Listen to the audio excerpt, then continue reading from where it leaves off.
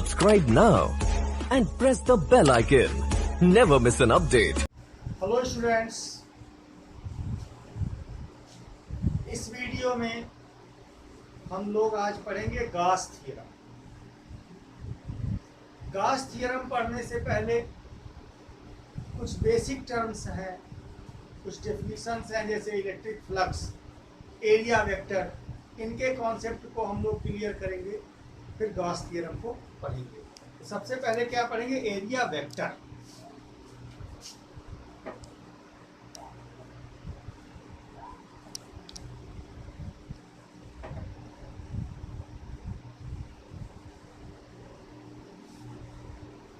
Generally area जो है वह स्केलर क्वांटिटी है।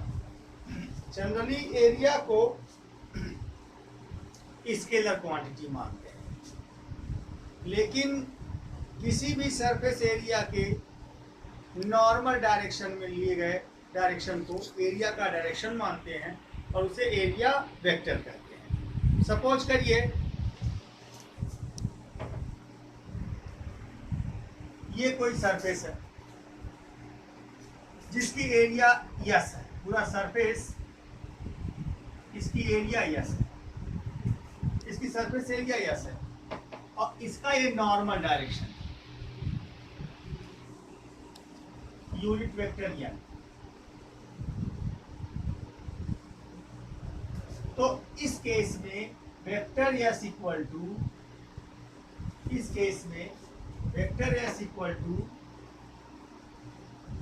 Surface area into normal. ये मीन्स इस सरफेस एरिया के नॉर्मल डायरेक्शन में जो वेक्टर होगा वो कौन सा वेक्टर हो जाएगा? एरिया वेक्टर हो जाएगा। जैसे ये मेरा ब्लैक बोर्ड है, यह एक सरफेस है।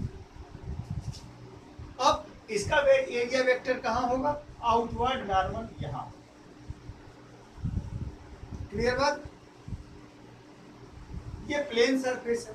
अगर कोई कर्व सरफेस हो, जैसे बॉल, कोई स्फेरिकल बॉल अगर हो, कोई स्फेरिकल सरफेस हो, या कोई सिलिंड्रिकल सरफेस हो, कोई बॉटल हो, या अदर कोई थिंग हो, तो उसके लिए एरिया वेक्टर की डायरेक्शन हर पॉइंट टू पॉइंट क्या करती है? वेरी करती है। उसमें जितने पॉइंट्स होंगे हर पॉइंट्स के लिए एरिया वेक्टर की डायरेक्शन क्या होगी? डिफर कर जाएगी। लेकिन इस प्लेन सरफेस के लिए एरिया वेक्टर की जो डायरेक्शन होगी वह हर पॉइंट पर क्या होगी? आउटवर्ड नॉर्मल बनेगी। क्लियर? यानी अगर किसी भी सरफेस एरिया को वेक्टर कॉन्सेप्ट में ले लिया जाए, वेक्टर के टर्म में ले लिया जाए, उसे ही एरिया वेक्टर कहते हैं। और एरिया वेक्टर जो होता है, अब जैसे ये स्फेरिकल सरफेस है, अब इस पर हर पॉइंट पर जहां भी आप नॉर्मल ड्रॉ करेंगे वहां डायरेक्शन वेरी कर जाएगा। जैसे मान लिया आपने कोई पॉइंट चुन लिया, ये पॉइंट है और इस पॉइंट पर एरिया वेक्टर की डायरेक्शन क्या होगी आपको दिखाना है। तो यहाँ छोटा सा सरफेस एरिया मान लेंगे, जिसे क्या कहेंगे? ds। इस पूरे इंटायर सरफेस का छोटा, इसे एरिया एलिमेंट कहेंगे, ds। और इस पर डाले गए नॉर्मल के डायरेक्शन में, इस डायरेक्शन में इस स्मॉल एलिमेंट का एरिया वेक्टर कहाँ होगा? यहाँ। लेकिन यहाँ अगर चुनते हैं तो यहाँ होगा, इस पॉइंट पर यहाँ होगा, इस पॉइंट पर यहाँ होगा। इस तरह से कोई कर्व सरफेस अगर है, किसी कर्व सरफेस के लिए एरिया वेक्टर की जो डायरेक्शन होगी वो पॉइंट टू पॉइंट वेरी करेगी। लेकिन अगर प्लेन सरफेस होगा तो उस होल सरफेस के लिए एरिया वेक्टर का एक ही डायरेक्शन होगा।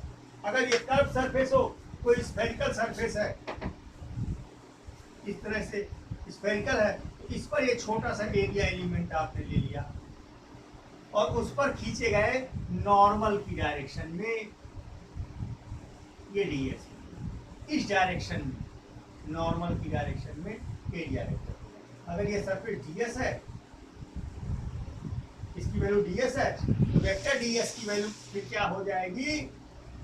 ds और डायरेक्शन क्या होगी? North direction. क्लियर हो गई बात? एरिया वेक्टर क्या है? क्लियर हो गया? Very good. अब हम पढ़ेंगे इलेक्ट्रिक फ्लक्स।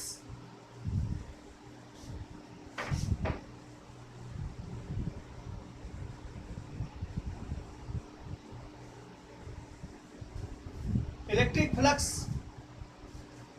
किसी सरफेस से पास होने वाली फील्ड लाइंस की संख्या को रिप्रेजेंट करता है। कोई सरफेस हो, मान लिया ये फील्ड लाइंस है,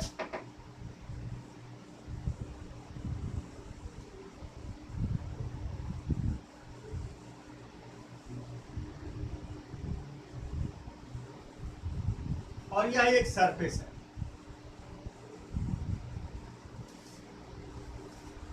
ये पूरा सरफेस है।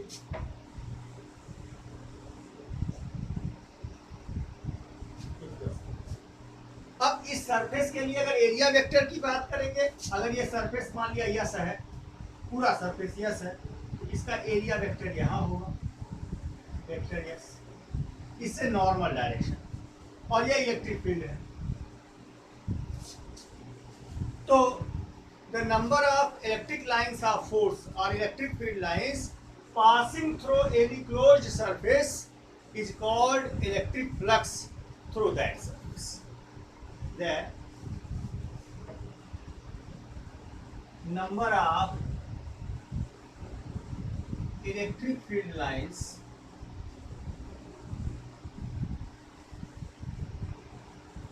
passing through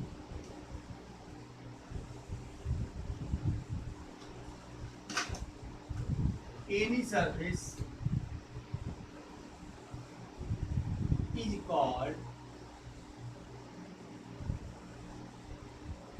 called electric flux through that surface.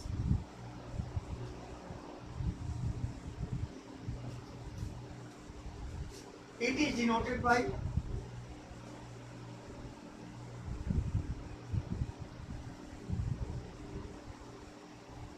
phi.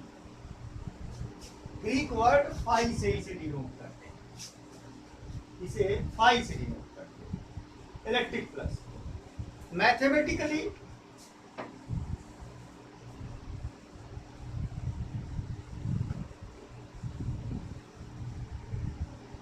Phi equal to E into S, यानी product of electric field and surface area या एरिया वेक्टर। अब अगर दूसरे केस को देखिए, इलेक्ट्रिक फील्ड किसी डायरेक्शन में है,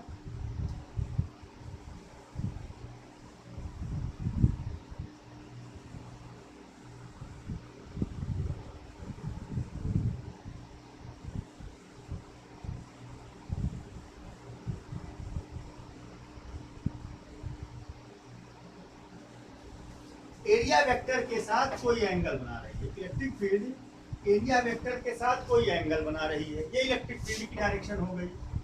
और एरिया वेक्टर की डायरेक्शन कहाँ होगी? यही होगी, ये एरिया वेक्टर की डायरेक्शन हो गई। कोई एंगल थीटा बन रहा है, कौन सा एंगल बन रहा है? थीटा। यानी इलेक्ट्रिक फील्ड एरिया वेक्टर के साथ कोई एंगल थीटा बना रही है। ये एरिया वेक्टर है। थोड़ा सा और बैक करेंगे तो अच्छा रहेगा।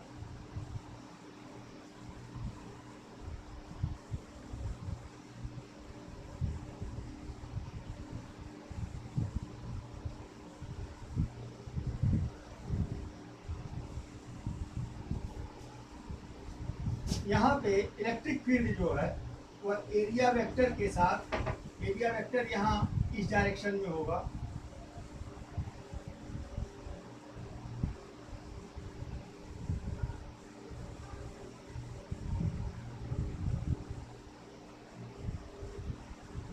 इस डायरेक्शन। यह एरिया वेक्टर यस हो गया, और यह इलेक्ट्रिक फील्ड की डायरेक्शन। इस डायरेक्शन में इलेक्ट्रिक फील्ड है और एरिया वेक्टर इस सरफेस के कहाँ होगा? नॉर्मल। कोई एंगल थीटा बन रहा। तो अब इस एरिया वेक्टर की डायरेक्शन, अगर ई को, ई के दो कंपोनेंट आप करेंगे, ई का यह डायरेक्शन है, यह डायरेक्शन, ई के दो कंपोनेंट करेंगे तो ई कॉस थीटा, अगर ये एंगल थीटा है, ये कंपोनेंट ई कॉस थीटा यहाँ आएगा ई का, और ई साइन थीटा यहाँ जाएगा। ई साइन थीटा यहां जाएगा और ई कॉस थीटा एरिया वेक्टर के डायरेक्शन में आएगा। इस केस में, इस दशा में जो इलेक्ट्रिक एरिया वेक्टर के डायरेक्शन में इलेक्ट्रिक फील्ड का कंपोनेंट होगा वो कौन सा हो जाएगा, ई कॉस थीटा हो जाएगा।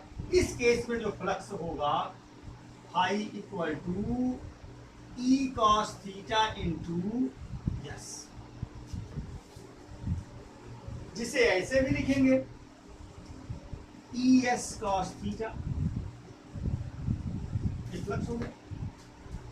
अब यूं कह सकते हैं कि अगर इलेक्ट्रिक फील्ड एरिया वेक्टर के साथ थीटा एंगल बना रहा हो तो electric flux phi E equal to E S cos theta हो जाएगा। ये दो फार्मूले आपके पास आए,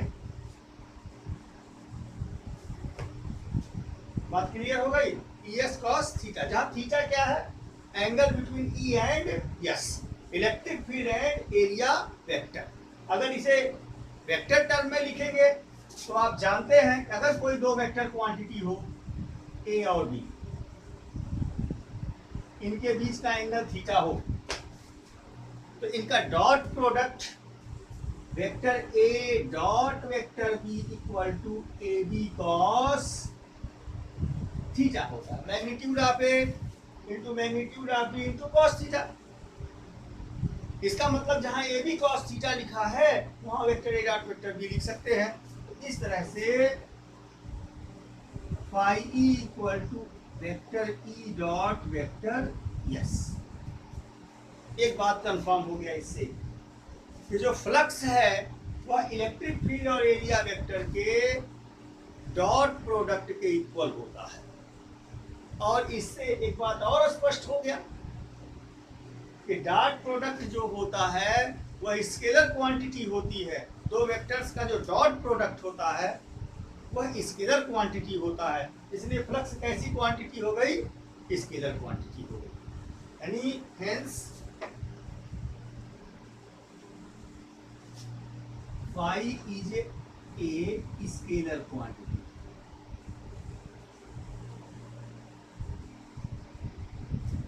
फ्लक्स कैसी क्वांटिटी हो गई, स्केलर क्वांटिटी। क्लियर बात। अब इसकी यूनिट क्या होगी, यूनिट ऑफ फ्लक्स यहां लिख देता हूं, ध्यान दीजिए।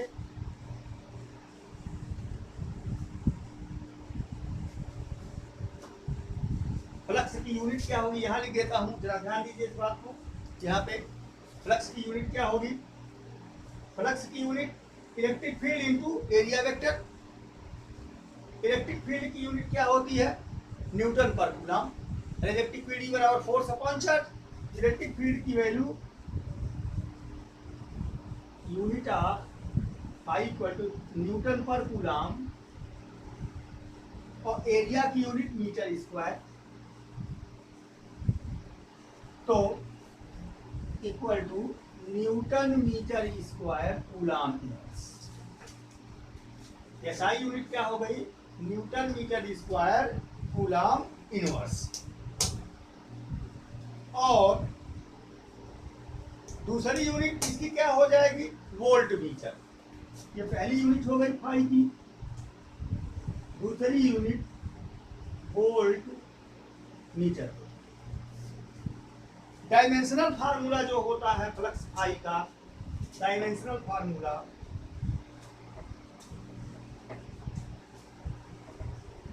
याद रखिएगा। एक नंबर के क्वेश्चन में ज्यादा पूछता है ML cube T to the power -3 A inverse. Electric flux क्या है, उसकी यूनिट क्या है और उसका डायमेंशनल फार्मूला क्या है, चीजें क्लियर हो गई। Clear students, what is electric flux, उसका फार्मूला, उसकी यूनिट और उसका डायमेंशनल फार्मूला स्पष्ट। अब हम पढ़ेंगे गॉस थ्योरम। क्या पढ़ेंगे स्टूडेंट्स, गॉस थ्योरम। इरेज करें, नोट डाउन।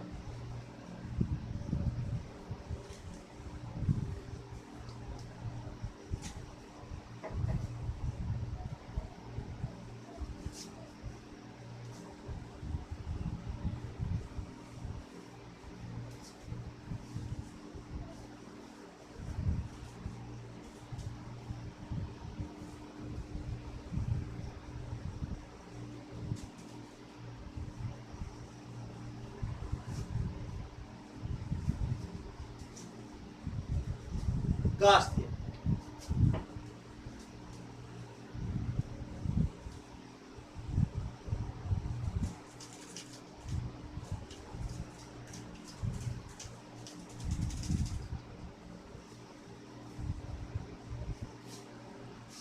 गाउस थ्योरम की सहायता से हम किसी भी चार्ज असेंबली के लिए, चाहे वो कॉन्टिन्यूअस डिस्ट्रीब्यूशन हो, डिस्क्रीट डिस्ट्रीब्यूशन हो या सिंगल चार्ज हो, उसके लिए इलेक्ट्रिक फील्ड की वैल्यू क्या होगी कंपेयर करके निकालते हैं, या किसी क्लोज सरफेस से कितना फ्लक्स पास होगा इसका कैलकुलेशन करते हैं। दो चीजें, फ्लक्स का भी कैलकुलेशन करेंगे, इलेक्ट्रिक फील्ड का भी। और चूंकि फ्लक्स के फार्मूले आपने देखा E है, flux phi equal to E into S. अगर हमको फ्लक्स पता हो, सरफेस एरिया पता हो, तो हम इलेक्ट्रिक फील्ड निकाल लेंगे। तो किसी क्लोज असेंबली, किसी चार्ज के असेंबली के लिए गाउस थ्योरम की सहायता से, कंपेयर करा के गाउस थ्योरम से हम इलेक्ट्रिक फील्ड निकाल लेते हैं या इलेक्ट्रिक फ्लक्स कैलकुलेट करते हैं। इस तरह से इलेक्ट्रोस्टैटिक्स के लिए यह थ्योरम बहुत ही महत्वपूर्ण है। इसका स्टेटमेंट क्या है? According to this theorem,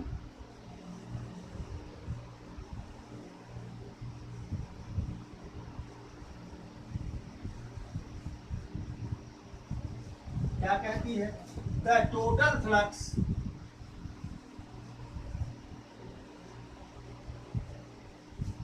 passing through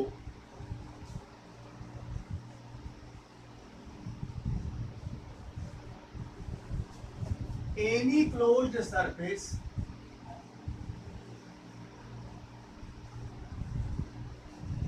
is 1 by epsilon naught times to the total charge enclosed by the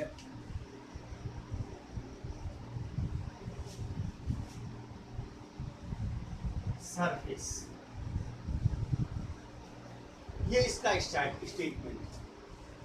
the total flux passing through any closed surface is 1 upon epsilon naught times to the total charge enclosed by the surface, where epsilon naught is the permittivity of free space, जिसे आपने Coulomb's law में ही या Coulomb's law के साथ detail में पढ़ा हुआ है। अब इसका प्रूफ देखेंगे।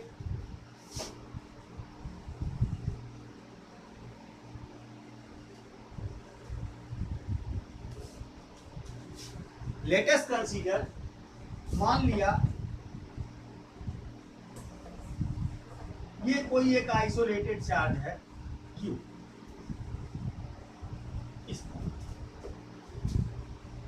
और यह इसके चारों ओर हम एक सरफेस की कल्पना करेंगे।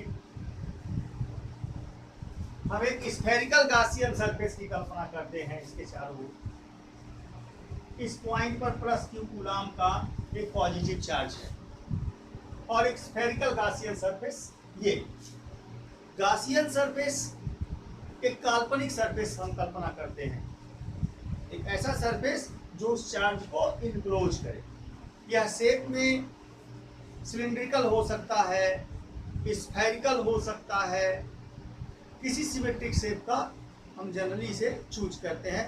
It is a arbitrary chosen surface. ये गॉसियन सरफेस है। कैसा है? हमने कैसा लिया है?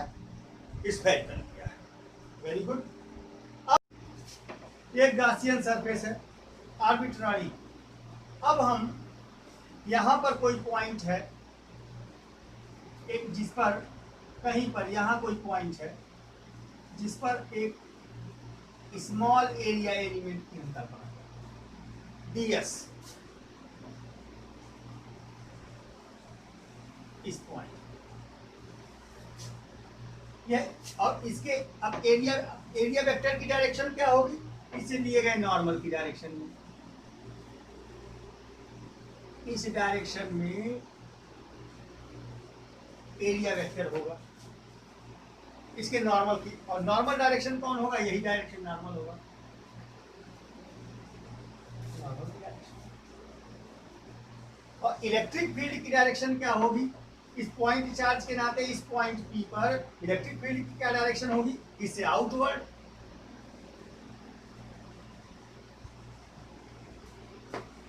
अगर इसकी रेडियस आर है, अगर इसकी रेडियस आर है तो ये आर हो जाएगा और ये इसके आउटवर्ड हो जाएगा direction.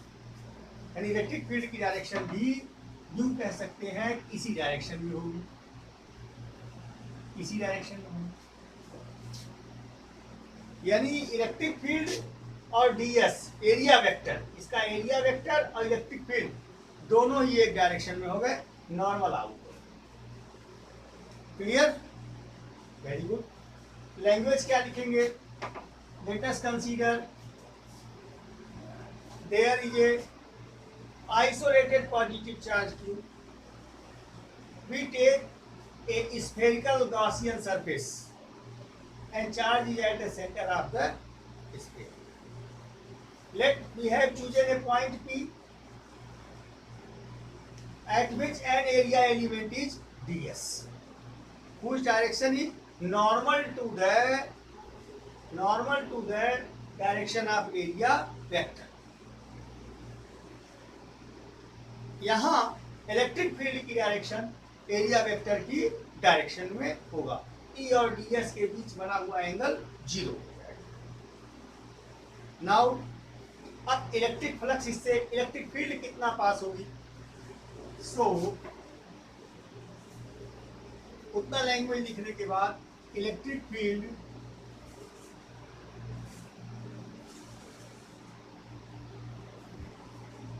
Electric flux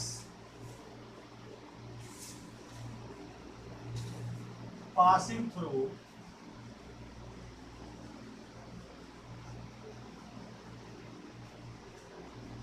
ds phi d phi e equal to, क्योंकि स्मॉल सरफेस से स्मॉल इलेक्ट्रिक फ्लक्स पास होगा, E D S cos theta. Here theta equal to 0, तो cos 0 equal to 1, cos 0 की वैल्यू 1 हो जाएगी, तो phi d phi e equal to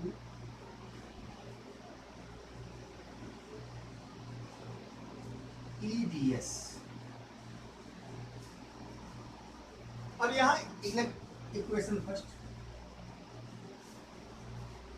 जो E की वैल्यू है वह इस गासियन सरफेस के हर पॉइंट पर मैग्नीट्यूड ऑफ जो E होगा वो कांस्टेंट है। हाँ, डायरेक्शन जो होगी वो अलग अलग होगी। अगर इस पॉइंट पर आप चुनते हैं इलेक्ट्रिक फील्ड की ये डायरेक्शन हो जाएगी, लेकिन आप पूरे सरफेस, चूंकि चार्ज को सेंटर पे लिए हैं, तो सरफेस पर कहीं कोई पॉइंट चुनेंगे तो उसकी डिस्टेंस सेंटर से रेडियस के इक्वल बनी रहेगी। और आप किसी पॉइंट चार्ज के नाते इलेक्ट्रिक फील्ड का फार्मूला जानते हैं, E equal to 1/4 pi epsilon naught Q upon R square. E की वैल्यू R पे डिपेंड करती है, E is inversely proportional to R square.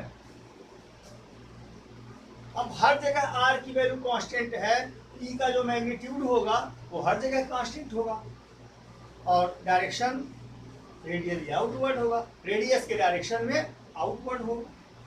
इस तरह से E is constant. So here E equal to 1/4 pi epsilon naught Q upon R। अब अगर यह वैल्यू E की यहाँ हम रख देते हैं तो d phi E equal to, what will be the value students?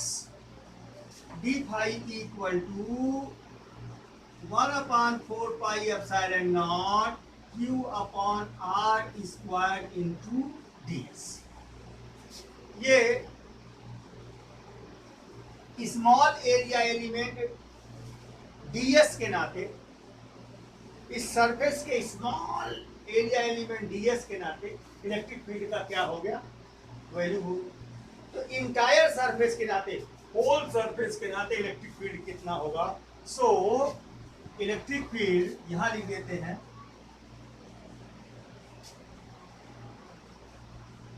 Electric flux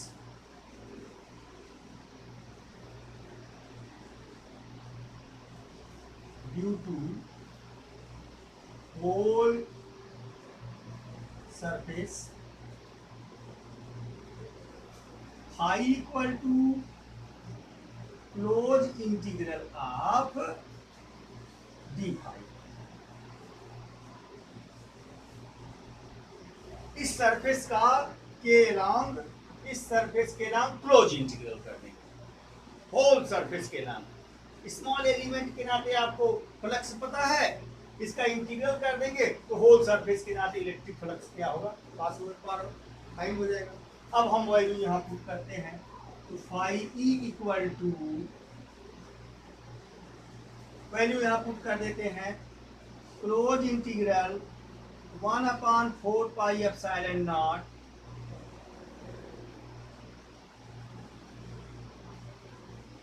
ये वैल्यू है डी फाई ई की, Q upon R square ds। अब ये सारी क्वांटिटीज कांस्टेंट है, चार्ज क्यू कांस्टेंट है, डिस्टेंस आर कांस्टेंट है, ये सारी क्वांटिटीज कांस्टेंट है। इन्हें बाहर निकाल लेंगे तो फाई ई इक्वल टू आ जाएगा close integral yes 1/4 pi epsilon naught Q upon R square और क्लोज इंटीग्रल ds। अब इस क्लोज इंटीग्रल की वैल्यू किसके बराबर हो जाएगी, ध्यान देंगे, ये जो ds है इसकी होल सरफेस एरिया के बराबर हो जाएगा। और चूंकि यह सरफेस कैसा है, स्फेरिकल सरफेस है, तो क्लोज इंटीग्रल ds की वैल्यू क्या होगी, मैं यहाँ अलग से आपको बताता हूँ। यहाँ पर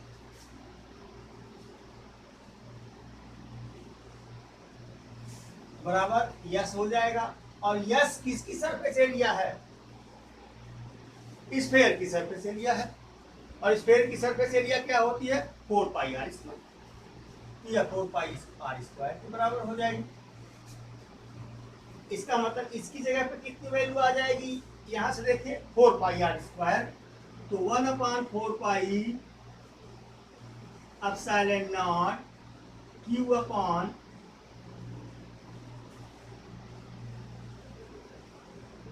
are square into 4 pi R square. अब कौन कौन क्वांटिटीज कैंसिल होंगी, 4 पाई से 4 पाई कैंसिल होगा, आर स्क्वायर से आर स्क्वायर कैंसिल होगा, बचेगा क्या, क्यू बचेगा और epsilon naught. So final result आपका यहाँ लिख देता हूँ, फाई ई इक्वल टू 1/एप्सिलॉन नॉट इंटू क्यू, जहां क्यू क्या है, वंस अगेन फाई ई की वैल्यू 1/एप्सिलॉन नॉट इंटू क्यू, इन कह सकते हैं, या क्यू। ये क्यू क्या है, charge enclosed by the surface है। इस तरह से यहां फार्मूला मैं लिख देता हूं, फाई ई इक्वल टू 1/एप्सिलॉन naught into Q in. Q in माने charge enclosed by the surface, यहाँ क्यू इन लिख सकते हैं आप। गॉस थ्योरम पूरा कंफर्म आपको, वेरी गुड। अब देखिए एक बात, इस फार्मूले से स्पष्ट है कि जो फ्लक्स की वैल्यू है वह चार्ज की वैल्यू पे डिपेंड कर रहा है। Flux is directly proportional to charge enclosed by the Gaussian surface. तो अगर सरफेस बड़ा कर दो, सरफेस छोटा कर दो, जनरल बातें हैं, नोट कर ले, फिर हम चर्चा करते हैं स्पेशल बातें। Note down students.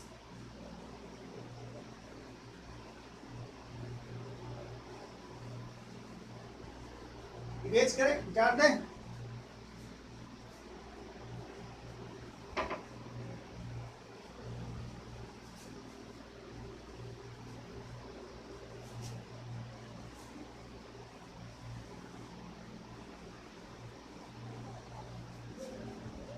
Note.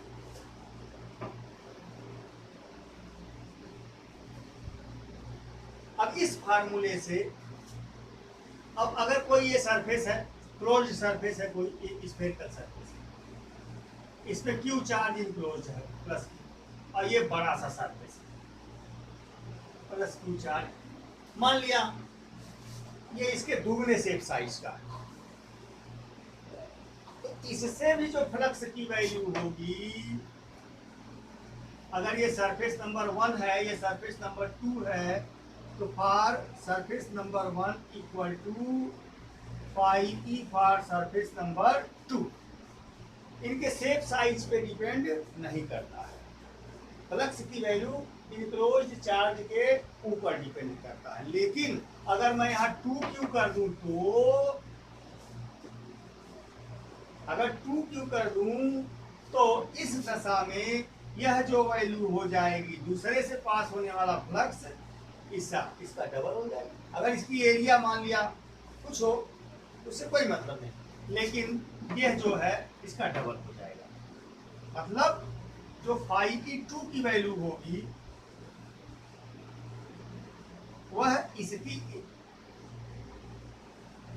Phi की 1 की जस्ट डबल हो जाएगी। क्यों? क्योंकि यहाँ चार्ज को आपने डबल कर दिया। इसका मतलब जो फ्लक्स की वैल्यू है वह शेप साइज पे डिपेंड नहीं करती है, चार्ज इनक्लोज पर डिपेंड करती है। दूसरी बात, अगर कोई क्लोज सरफेस है और आपने एक डाइपोल ले लिया, ये माइनस क्यू प्लस क्यू है, आपने डाइपोल ले लिया, तो नेट चार्ज की वैल्यू 0 हो जाएगी, नेट चार्ज 0 हो जाएगा। इस दिशा में फ्लक्स फाई की क्या हो जाएगा? 0। तीसरी बात, अगर आपने कोई सरफेस लिया, यहाँ कोई चार्ज लिया ही नहीं है, क्यू 0 हो गया, तो फ्लक्स अपने आप क्या हो जाएगा? 0 हो जाएगा। ये सब कुछ विशेष बातें हैं गाउस थ्योरम से। तो आपको रिकैप देता हूँ, आपने एरिया वेक्टर का कॉन्सेप्ट पढ़ा, इलेक्ट्रिक फ्लक्स का कॉन्सेप्ट पढ़ा, और गाउस थ्योरम का स्टेटमेंट और प्रूफ देना। चीजें क्लियर हैं? Okay students.